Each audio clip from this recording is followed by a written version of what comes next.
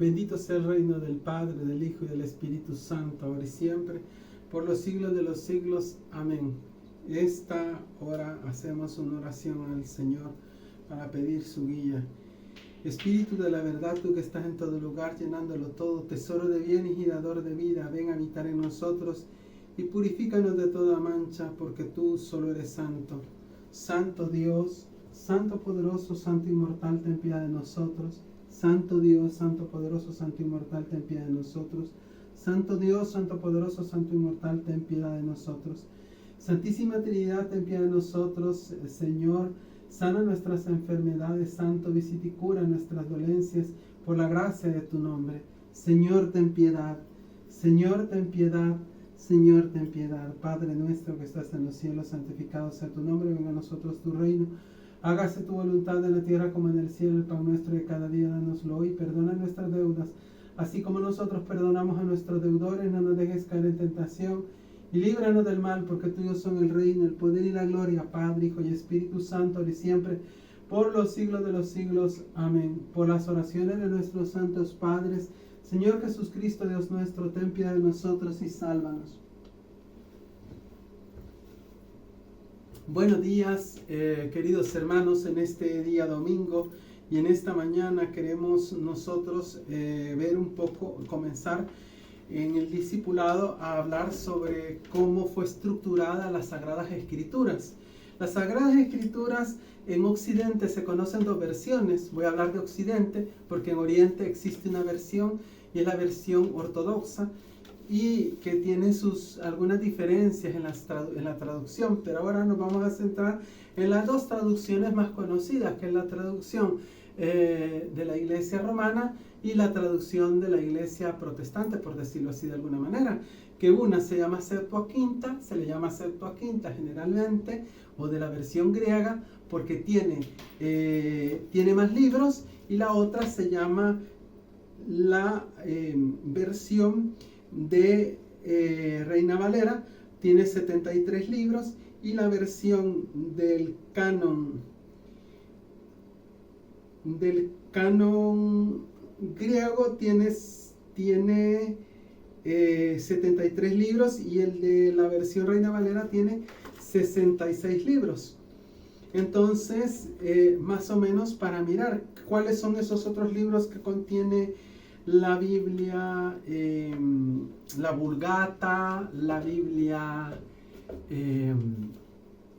Nácar Jerusalén, pues son aquellos libros que se consideran en el canon de los 66 libros, se considera que no son canónicos, sino que son libros de inspiración para aprendizaje, para enseñanza, pero no para asentar una doctrina. Sin embargo, en la iglesia tradicional se leen dentro de las lecturas de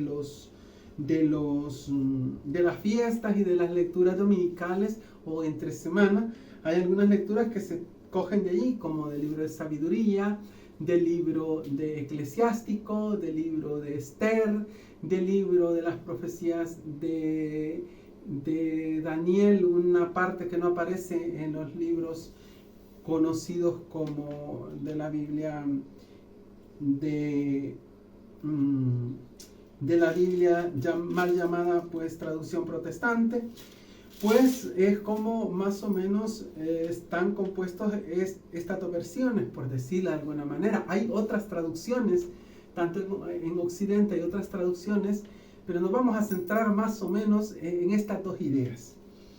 Las Sagradas Escrituras no fueron escritas de una sola vez, en un solo compendio. No hubo un grupo de personas que se sentó y Dios bajó y le empezó a dictar. No, fueron, dice San Pablo en la carta a Timoteo, que son cartas que son la escritura inspirada por Dios. Dios inspiró a los escritores para recopilar y poner toda la palabra que se conocía en el pueblo hebreo en el Antiguo Testamento. El Antiguo Testamento consta primeramente, y vamos a centrarnos ahora aterrizando en 5 libros. La primera parte, por decirlo de alguna manera, que son el Pentateuco, que son Génesis, Éxodo, Levítico, Número, Deuteronomio. Luego hay otros libros que se consideran libros secundarios, como son el libro de Jueces, libro de Josué, Ruth, Samuel, Reyes, primera y segunda, Crónicas primera y segunda, Esdras, Nehemías, Esther y Job, que son más o menos como de una misma tendencia literaria, en las cuales pues nos van a ir queriendo explicar algunas situaciones vividas del pueblo de Israel. Luego están lo que son los libros de sapiencia, Eclesiastés, Eclesiástico, Cantares y Proverbios y Salmos. Y luego están un libro que no entraría entre la sapiencia, pero que también es parte de este compendio, que es Lamentaciones. Luego vienen lo de los profetas, todos los libros de los profetas: Daniel, Ezequiel, Oseas, Josías, Amós, Abdías, Jonás, Miqueas, Nahum, Habacuc, Sofonías, Ageo, Zacarías, Malaquías. Y se me ha de escapar algo otro porque estoy mirando el canon de 66 libros. Los 5 primeros libros fueron escritos en distintas épocas y se considera que hay 3 fuentes. Y esas 3 fuentes se llaman la fuente sacerdotal, la fuente yavista, la fuente eloísta. Esas 3 fuentes se pueden ir viendo en los textos, sobre todo del Génesis. El Génesis, en los primeros capítulos, lleva una forma de explicar las cosas y lleva unos pasos. Esos pasos, digamos, es un esquema literario en el cual se puede mirar lo que es tentación, caída, consecuencia. Ejemplo: cuando Adán y Eva están en el paraíso y Eva es tentada por la serpiente y come la serpiente, y come de la serpiente el fruto que le dice la serpiente que podía comer y que ya Dios le había dicho que no comiera. Allí se puede ver este esquema. Primero, la tentación: llega la serpiente y le ofrece aquello que no podía comer. Luego está la caída, porque come y caen en ese pecado de la desobediencia. Luego está la otra parte, que es la consecuencia. ¿Qué es la consecuencia? El juicio y la condena de su acción. Y posteriormente está la conclusión. ¿Cuál es la conclusión? Pues que Adán y Eva fueron expulsados del paraíso como parte de esa consecuencia. Y cada personaje va a tener un juicio: el juicio de Adán, el juicio de Eva, el juicio de Adán y el juicio de la serpiente. Ese mismo esquema también se vuelve a repetir en el relato de Noé, cuando construye el arca. También se puede ver la tentación, la caída, el juicio y la consecuencia. Era una forma de cómo literariamente el pueblo de Israel explicaba aquello que el mismo pueblo preguntaba.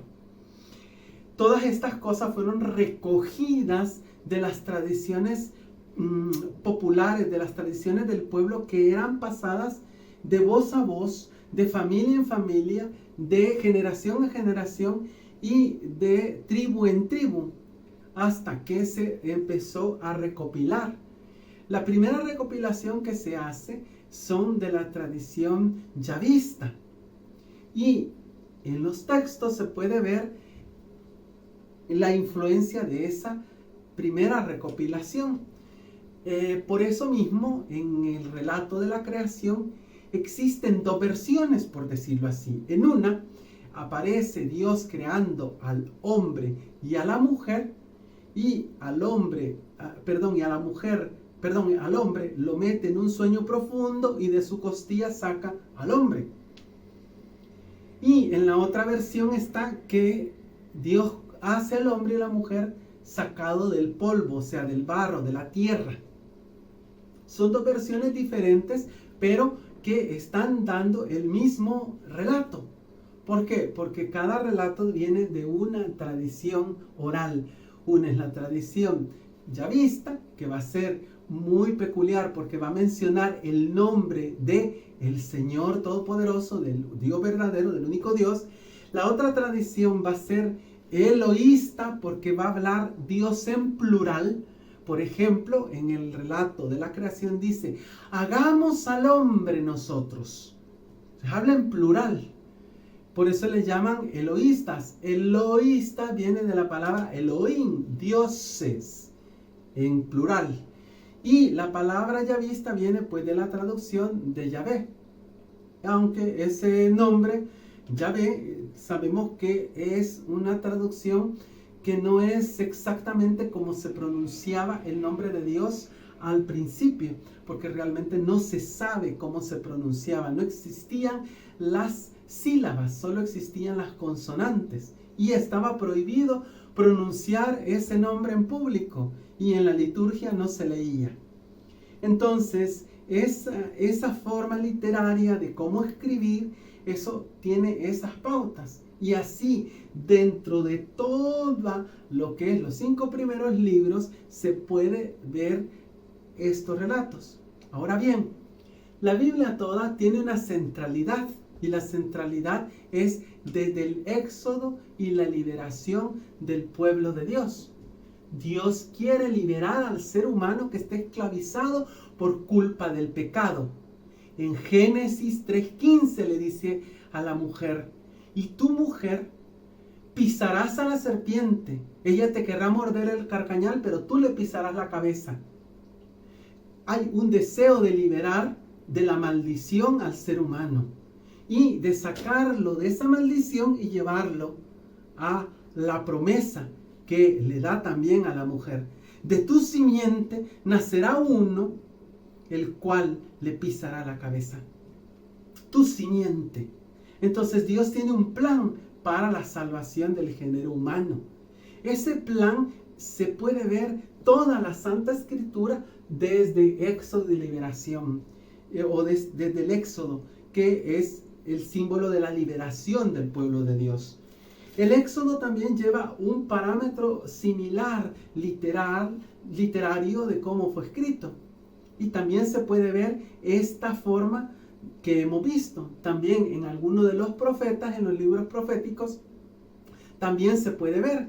Luego vamos a ver otras influencias, como es la influencia sacerdotal. La influencia de cómo los sacerdotes explicaban, o el movimiento sacerdotal, es otra forma de cómo también está dentro del mismo relato. Ellos no es que aumenten cosas, sino que son relatos que ellos recogieron durante otros tiempos que la gente del pueblo iba contando y que iba dilucidando cómo Dios crea al hombre, cómo Dios le libera en el Éxodo y cómo Dios actúa. Entonces esas 3 influencias son las que vamos a ir estudiando. Por ahora quiero dejarles el deseo de seguir investigando, y si tienen ganas de hacerlo, hay un libro muy interesante que se llama Dios camina con su pueblo, del profesor Rafael de Cibate, quien explica todo lo que yo en este momento estoy explicando. Es muy interesante mirar cómo desde las explicaciones de la teología, de la historia, cómo podemos entender cómo fue escrita la Sagrada Escritura. Con esto hoy me despido y queda vosotros con la bendición del Padre, del Hijo y del Espíritu Santo. Amén.